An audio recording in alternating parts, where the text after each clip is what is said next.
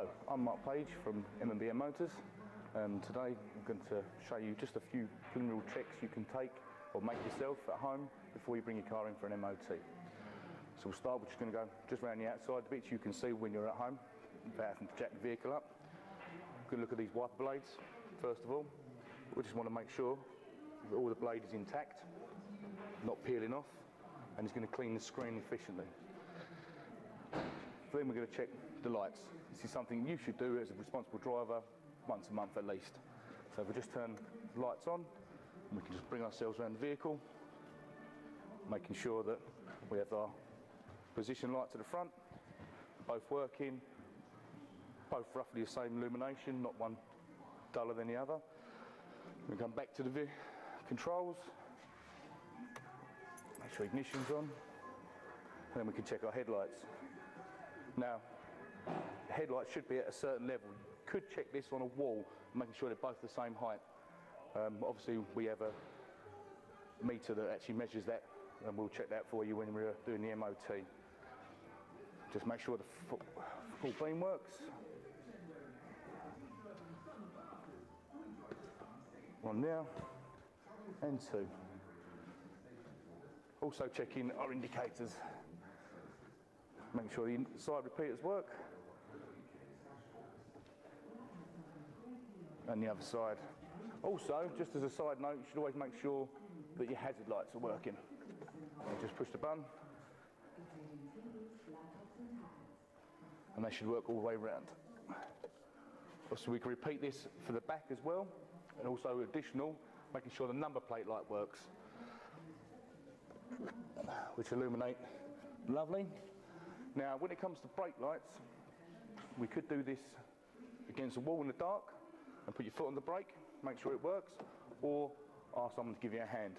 Now, we have a pedal stay.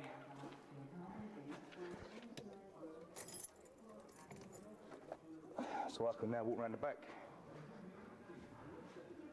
and make sure they're all working. As you can see, our high levels illuminated and our two brake lights. Now, just as a good measure, you could check your reverse light, but it isn't actually part of the MOT test. And that's checking our lights. Now, just another little check.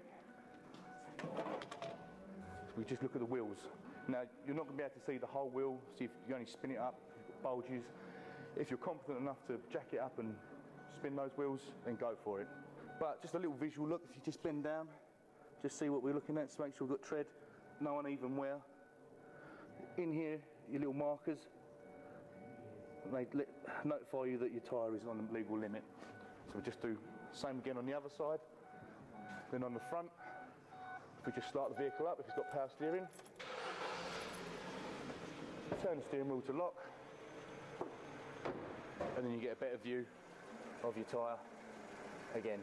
Once again, our little bars here indicating when we're on the legal limit, and that looks pretty good. Right, if we get inside the vehicle,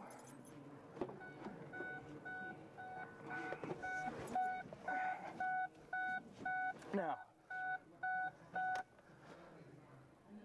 the MOT standards have changed from January 1st, 2012.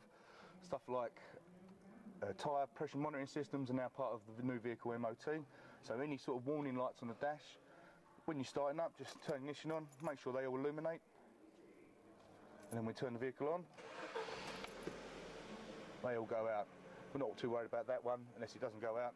That's our park brake, and that's alright, but nothing else should really come on. No ABS, no traction control, airbag. Engine management light would be advised, but it's not actually a fail. While we're sitting there, you can just check, make sure your steering wheel's not loose, if there's any play in it.